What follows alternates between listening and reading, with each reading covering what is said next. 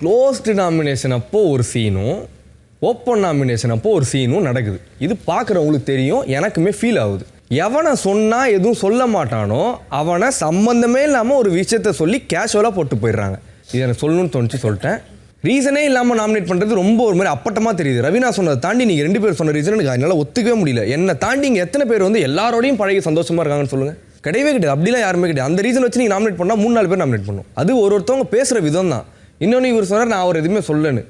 எல்லா இடத்துலையும் அவர் சூப்பராக பண்ணுறாருன்னு சொன்னதே நான் தான். நான் சொன்னது அது இல்லை தம்பி. இல்லை நீங்கள் என்ன சில இடங்கள்ல நீ வந்து என்னை கரெக்டாக புரிஞ்சுக்கல, இவர் கேமை ஆடலங்கிற மாதிரி சில எல்லாருமே எல்லாரையும் புரிஞ்சுக்கணும்னு இல்லைண்ணா. உங்களை புரிஞ்சுக்காத நான் மட்டும் தானா? எத்தனை பேர் இருக்காங்க?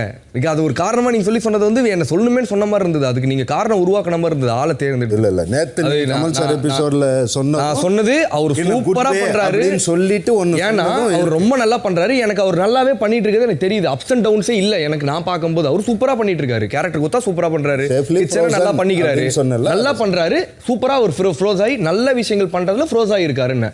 இது நான் புரிஞ்சுக்கிட்டேன்ல, நீங்கள் அதை பண்ணதை. ஓகே, அது உங்கள் ஒப்பீனியன். ஜஸ்ட் சொல்லணும்னு நினச்ச சொன்னேன். என்னோட நாமினேஷன் வந்து மணி ப்ரோ. ஃபர்ஸ்ட் ஒரு கான்வர்சேஷனோ இல்லை ஒரு விஷயமோ 2 பேருக்குள்ளே நடக்குதுன்னா அதை பற்றின ஃபுல் புரிதல் இல்லாமல் அதை பற்றி நம்ம பேசக்கூடாது. நான் ஃபீல் பண்ணுறேன். எது நான் சொல்கிறேன். நீங்கள் அதை பண்ணது, அர்ச்சனாக்கா சொன்னது, ரவீனா சொன்னதெல்லாம் நான் எதுன்னு கேட்குறேன்னா, விக்ரமுக்கும் மாயாக்கும் என்ன நடந்ததுன்றத நீங்கள் அவங்கள்ட்ட போய் கேட்டிங்களா? மாயாட்ட கேட்டிங்களா? விக்ரம்கிட்ட கேட்டிங்களா? உங்களுக்குள்ள என்ன நடந்தது தெரியலன்னா பேசக்கூடாது. பேசணும்னா தெரிஞ்சுக்கணும். அதை பற்றி தம்பி ஒரே செகண்ட் பேசிக்கலாம். நீங்க வேற, நீ சொல்லிட்டு இருக்கிறது வேற. அது அவங்க 2 பேருக்குள்ள இருக்க விஷயம். அது எந்த விதத்திலும் என்ன பாதிக்கல, ஏன் கேம பாதிக்கலன்னும் போது அதை ஒரு காரணமா வச்சு நாமினேட் பண்றது. நான் ஒன்ன சொல்லல. நீ என்ன சொன்னல ஒரு காரணம் வச்சு நாமினேட் பண்ணல. சூப்பரா. சரி, இப்போ நீ என்ன எப்படி கனெக்ட் பண்ண பாருங்க, புரியல. நான் சொல்றேன். நேத்து நீங்க அங்க பேசிட்டு இருந்தா நான் கேட்டேன். நீங்க வந்து இந்த மாதிரி அவர் எப்படி அவ்வளோ இதா பண்ணலாம், அவங்க அதெல்லாம் தப்பு இல்லையா அப்படின்னு நீங்க சொன்ன அந்த ஒரு விஷயம் தான் இவங்க இத்தனை பேரை அப்படி யோசிக்க வச்சிருக்கு நான் நினைக்கிறேன். நான் ஐயா திரும்பவும் சொல்றேன், என்னோட தாட் அது.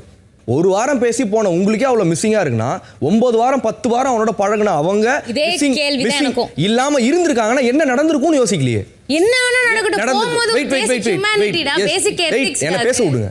இது ஏன் இடம், என்ன பேச விடுங்க. ஒருத்தங்க 2 பேருக்குள்ள என்ன போகுதுன்றத புரிதலே இல்லாம அதை பத்தி தப்பா பேசி கூட இருக்கவங்களையும் அந்த அவங்களோட மண்டையிலையும் அந்த வார்த்தையை போட்டு நாமினேஷன் வரைக்கும் அவங்களை கூட்டு வந்து விடுறதுக்கு இவர் காரணமா இருந்திருக்காரு நான் நினைக்கிறேன். அதனால நான் அவர் சரி, இப்போ நான் இது பேசினதால உங்க கேம் எப்படி நான் அவர் நாமினேட் பண்றேன்.